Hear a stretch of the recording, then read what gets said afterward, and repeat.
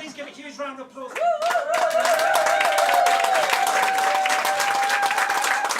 going to speak for a few minutes, and then we're going to take for questions. But honestly, we're so grateful for her being here today because it's clearly been a hell of a few weeks. Just walking down this road where there was not a soul in sight, and then you open the door and then all of you are in here, and just being this sort of burning light of hope in Brighton. And it's one of the things I love most about this city is that come what may in terms of Theresa May and Parliament and the madness up at Westminster, in Brighton you'll always find people like yourselves and other people from around the country and around Europe and beyond will find their way here because we have the values to know that what matters is relationships with each other, whether you're in Slovakia or in Serbia or if you're here in Brighton. So just thank you so much for that, because it's very, very helpful.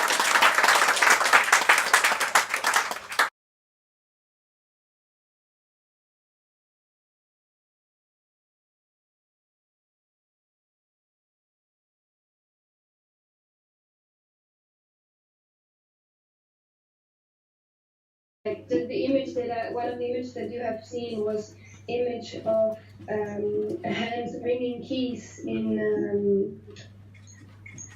and that is from her demonstration exactly a year ago. The ones that I was talking about after the murder of the journalist Jan Kuciak sparked. But the gesture of bringing keys goes back 3 generations to the very square on which the photograph was taken, where my parents 3 decades ago were asking for freedom of movement. They were asking for the borders to come down.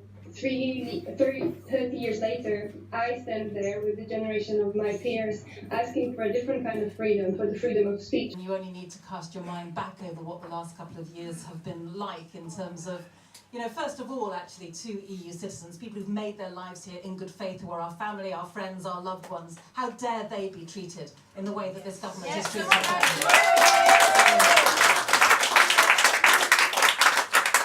And then there's the betrayal, in my view at least, where you can sort of find £1 billion down the back of the sofa to buy off the DUP to keep you in power at the same time as parents are dependent on food banks to feed their kids. That pretty much sounds like betrayal to me.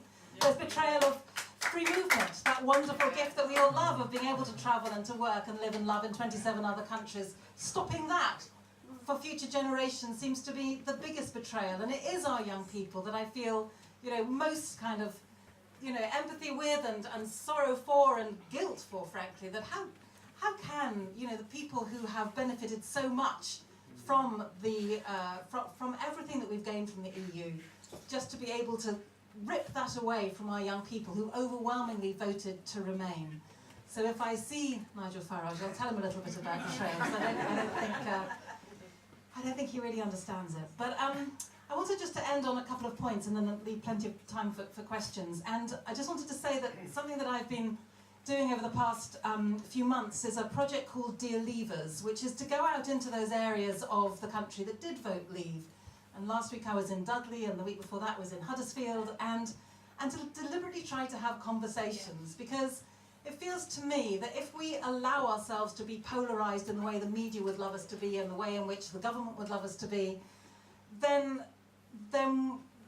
we all suffer, basically. It doesn't help any of us. And what it's just reinforced to me is the very obvious point that there were as many different reasons for voting Leave as there were people who did it.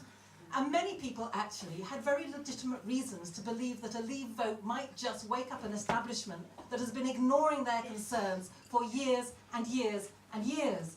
And I think that those people who did vote Leave because they felt the status quo was intolerable, well, actually had a bloody good point. I mean, in our view, in my view, they didn't, the way they chose to try to find a solution wasn't the right one, and the tragedy is that Brexit will make all of those issues more difficult to deal with.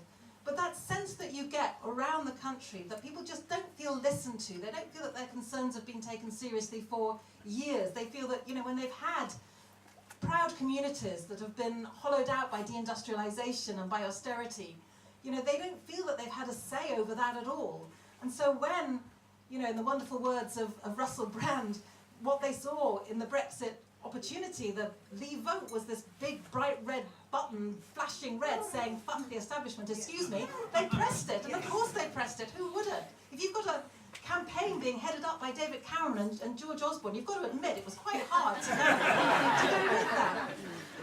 So it feels to me that reaching out and trying to find common cause with I mean, of course some people voted Leave for very different reasons, for reasons that we would have no sympathy with whatsoever, but I do think it's important to make that distinction and to reach out to those who did vote Leave with perfectly good reasons in their head for so doing, and to see if we can find common ground, because it really does worry me going forward that the country is so divided, and at the same time as we are doing everything we possibly can to make sure that we don't find ourselves separated from the rest of the EU, I think it's just so important to make sure that we don't find ourselves separated from our friends in this country as well.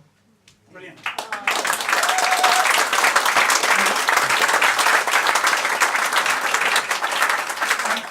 We're going to go quickly to questions. Can I really say, can we be really courteous to each other and keep the questions really short and keep them questions? And I want to start, having said that. I just want to ask one question on behalf of us at Club Europ Express, which is, like Brighton, it is a town which thinks of itself as European, and I think we've got good reason to. We have language schools, we have a lot of European people working here, and we have a lot of European tourism. What we need to do in Brighton is to actually make sure we stay in Europe whatever happens. How can we do that as a town? How can we make the connections between Brighton and Europe even stronger?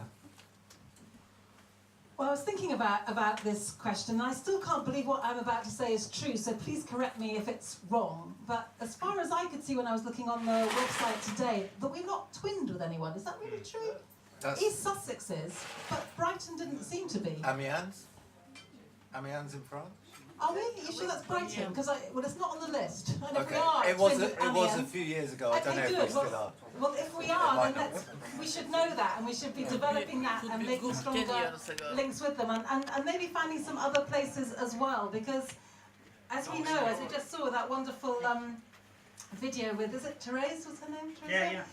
I mean, you know, when you understand a little bit about people from other countries, you just feel an immediate kind of affinity and interest and empathy, and it just feels to me about what we can do to be just getting past all of the labels and getting to those human relationships, and I mean, I really hope we are twinned with Amiens, but there's plenty of others we could be, and we ought to have one with at least 27 other countries, it feels to me.